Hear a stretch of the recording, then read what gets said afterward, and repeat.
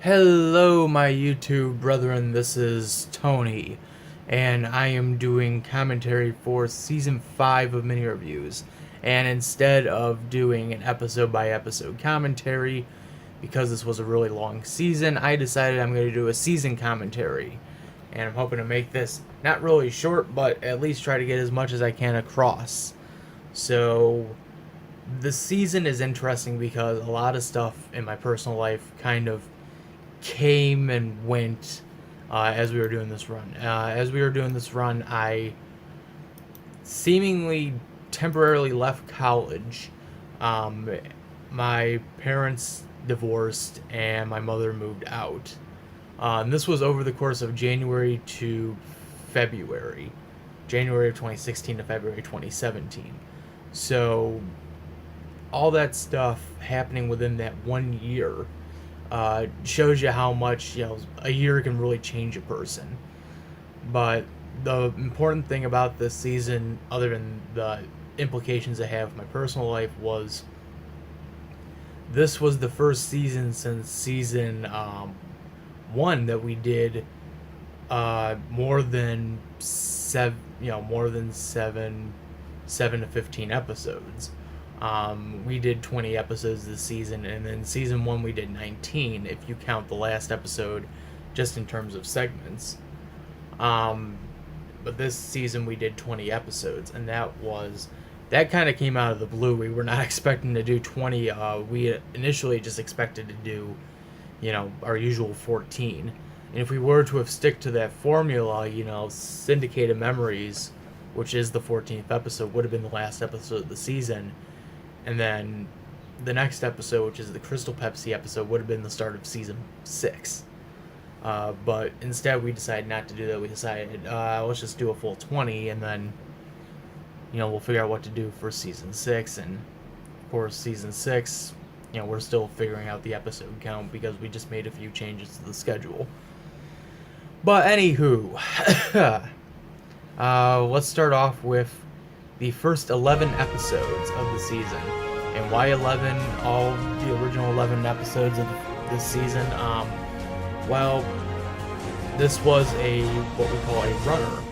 And what a runner is essentially, in YouTube terms, is when we do a theme for a month or a theme for a week. You do a string of episodes, and that's your runner. For us, for about almost 2 weeks, maybe a little over 2 weeks, we did the my top 10 favorite animes. And so the season started on January 18th, and this run ended on February 5th. So the thing that's interesting about this run was originally we had only planned to do 4 episodes. We were going to just do... I don't really remember what we had planned. I think we were planning an episode about Lupin and Cowboy Bebop. We were planning an episode about Doraemon. Something about Yusuri Yatsura, and I can't remember what the other one was. But we had something planned, and then it didn't work out, and we were like, let's just make it a top 10 list. But instead of just doing a normal top 10 list, let's just do an individual segment for each day and have it spread out within, 2 weeks. Obviously taking a little bit of influence from Doug Walker. But it was kind of an interesting way to start out, and it was at that time that the announcement came from my parents that they were divorcing. It was probably right after we had done the recording for the 5th episode of that season. Was when we got the announcement. But this list overall, it would remain the same with the exception of probably 1 or 2 choices. There were a few choices I did add in there just kind of as fluff. But if you were to take out Ghost in the Shell, Dragon Ball Z, and Space Dandy, well, not really Space Dandy, but if you were to take out Ghost in the Shell and DBZ,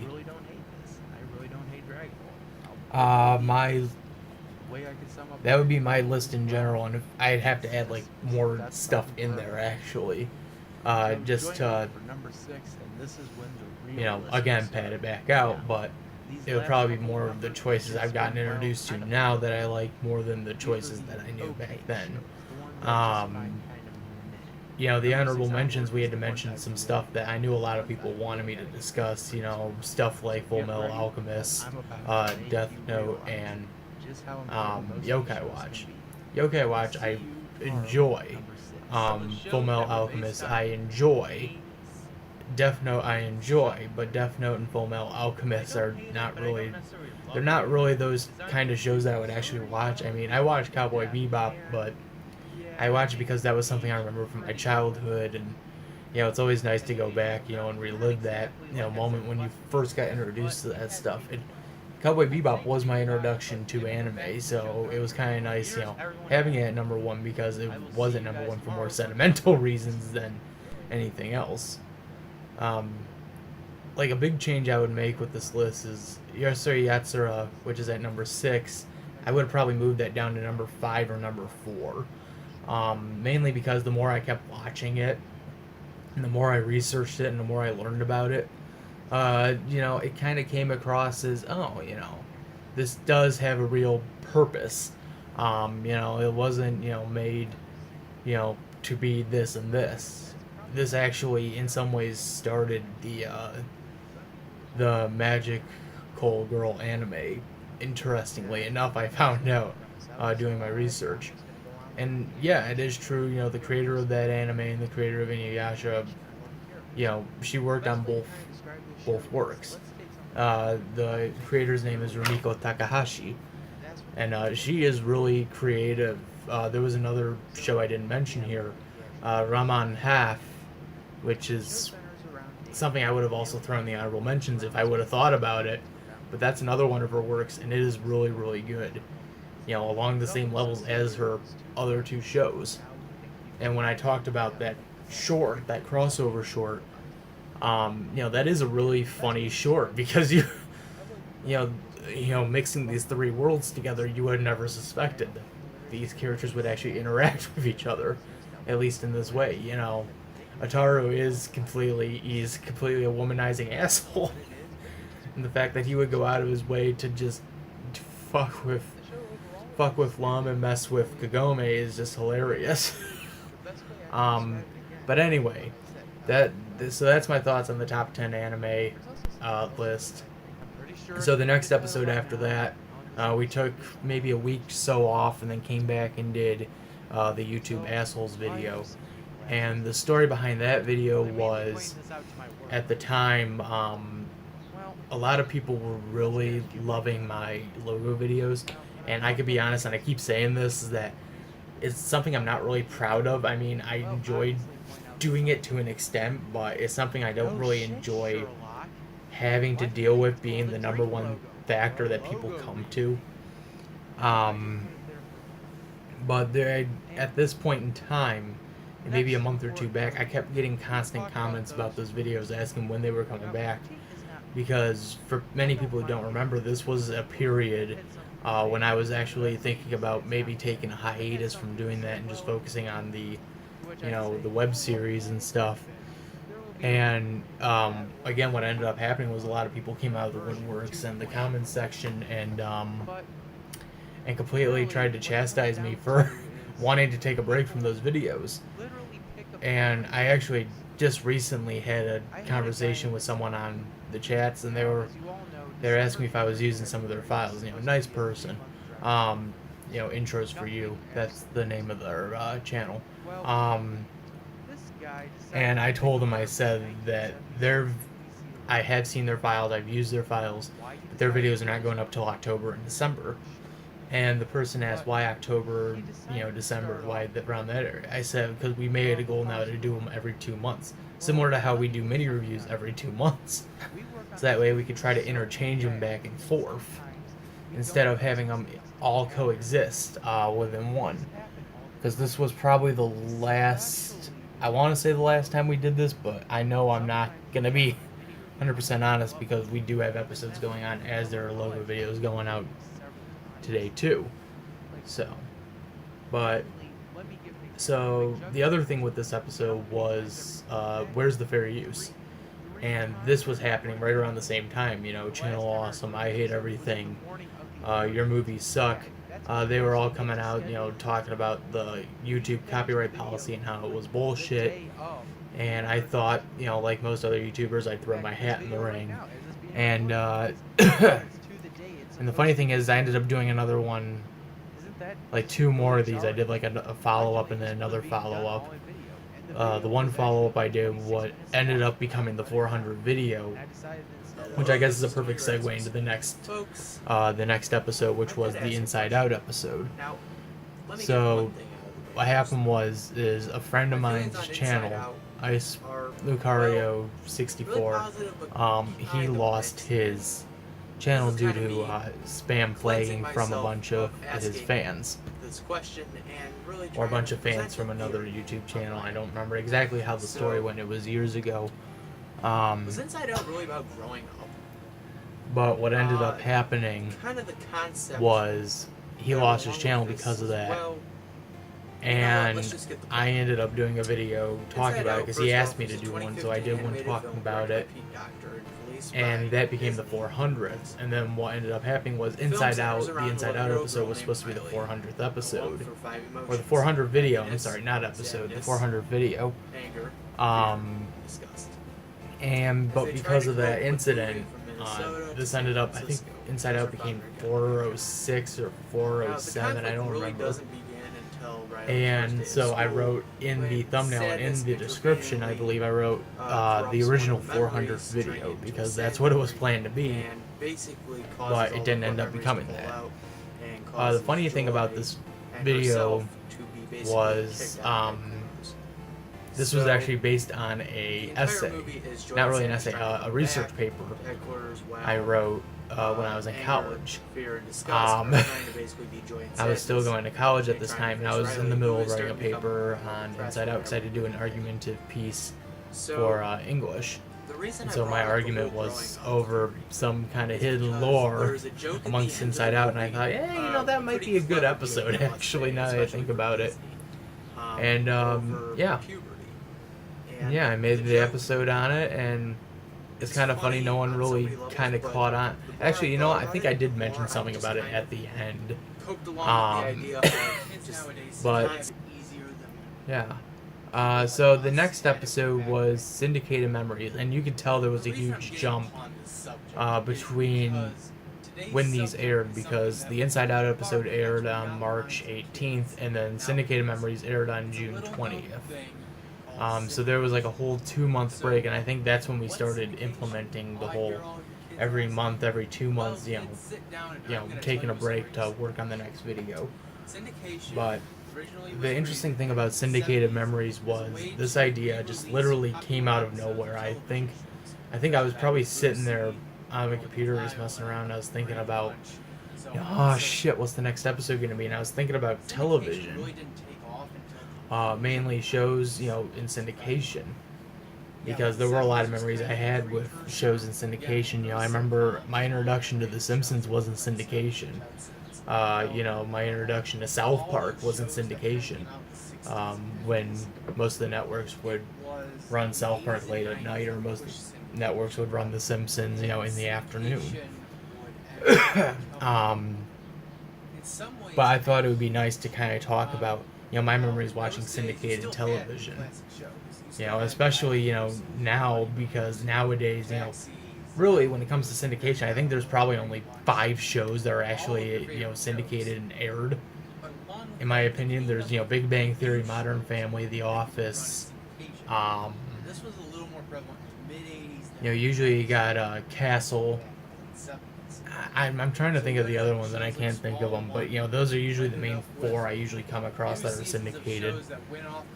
But yeah, I thought it would be an interesting episode to talk about my memories of syndicated television, just growing up in the small town of Bozen. You come home from school, you sit your butt down on the couch, and you turn on your TV, and you're watching something that was reran from like 10-15 years ago. Like I said, this is how I got introduced to The Simpsons, and I remember the first one I watched was Behind the Laughter. I remember that distinctly. I remember that was the first Simpsons episode I ever watched. But the next episode we did was the Crystal Pepsi review, and this came again, took July off, came back in August. The funny thing about this review is this technically should not have existed. What happened was the election episode was going to be in August, but what happened was Pepsi released Crystal Pepsi around that time, and I just started, drinking it and started loving it. And so I thought, hey, let's do a review on it, and that's what I did. I did a review on Crystal Pepsi, and yeah, it was just a mini review. It was kind of something similar to the Surge episode. In fact, we ended up combining this with the Surge episode. And we did a clip compilation called Battle of the Drinks, Battle of the 90s Drinks. And it's kind of sad now they discontinued Crystal Pepsi, and the thing is, I actually have one more bottle of Crystal Pepsi left.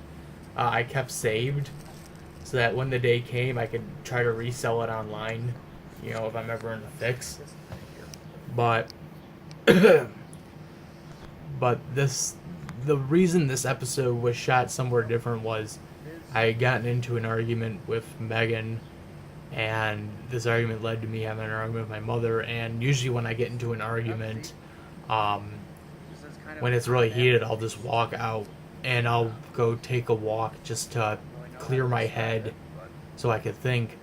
And so I figured I'd go to somewhere quiet so I can actually film the video. And being out on the nature trail was pretty quiet, so... Okay, 2016, the year that will make us say, what the fuck? This episode was, like I said, supposed to air in August, but didn't, and it ended up airing about a week before the election. That was kind of astounding. We didn't expect that to happen.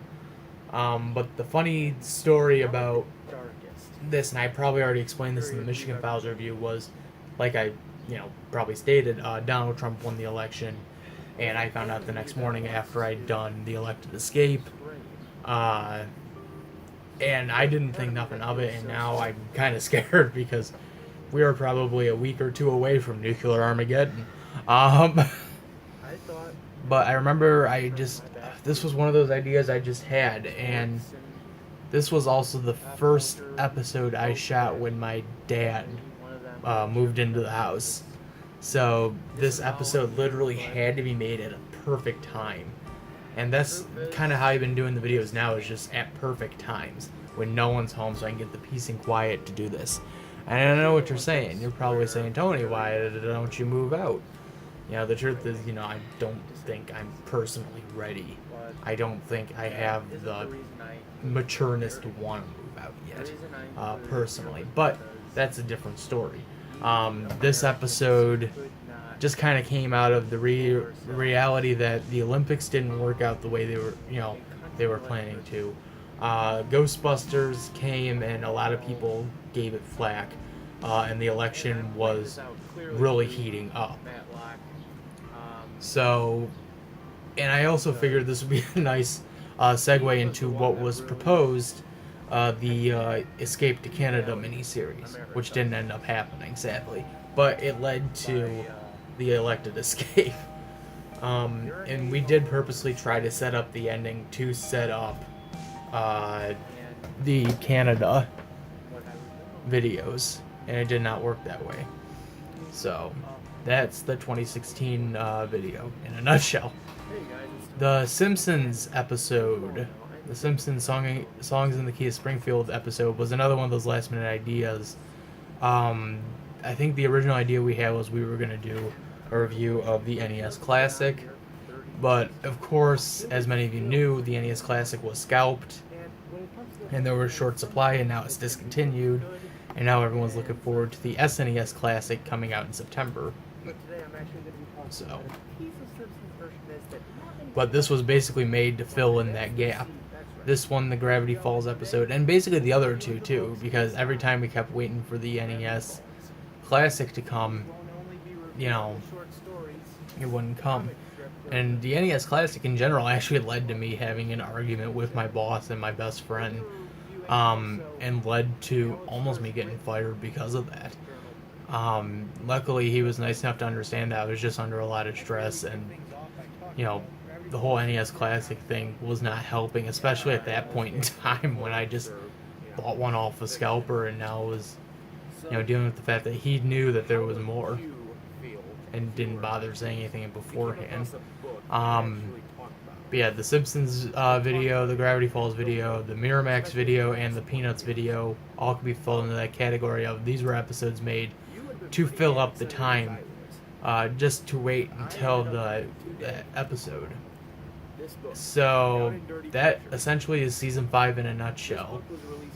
Personally, I felt that this season was great, but wasn't as great as it could have been. There were a lot of ideas that had to fall out, and there were a lot of things that obviously did fall out. Famicom Month, we're still trying to find a way to work on that, but technically I think that idea by this point has fallen out because we can't do anything.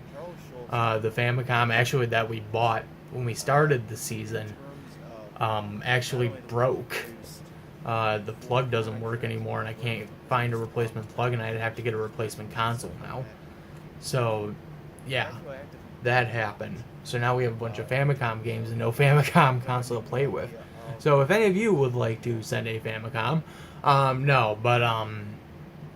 so we're trying to rework that so we can figure out how we're going to do that now without the Famicom, or at least until we can get a new one.